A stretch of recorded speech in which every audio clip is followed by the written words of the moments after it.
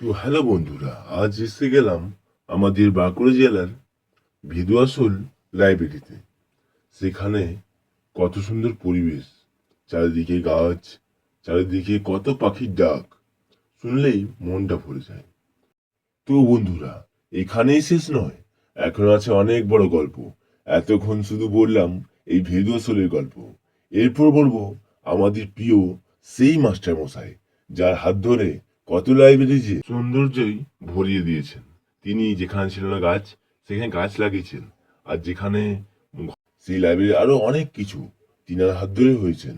তিনি আর কেউ না, আমাদেরই তাপস স্যার। আমাদের এই মাস্টার মশাই খুব ভালো। তো বন্ধুরা, এটাও না, তিনার আছে দুটো লাইব্রেরি। একটা হচ্ছে সারাবান পাবলিক লাইব্রেরি, আর একটা ভিদুয়াশোল লাইব্রেরি।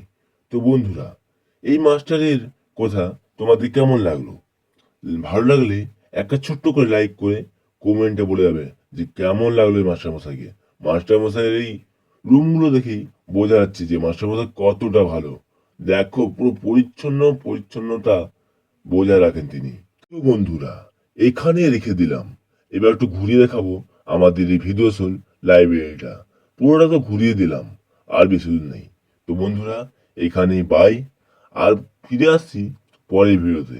এই যে বন্ধুরা, এটাই আমি তোমাদেরকে অনেক কিছু দেখার সুযোগ করে দিই। তো বন্ধুরা, বাই।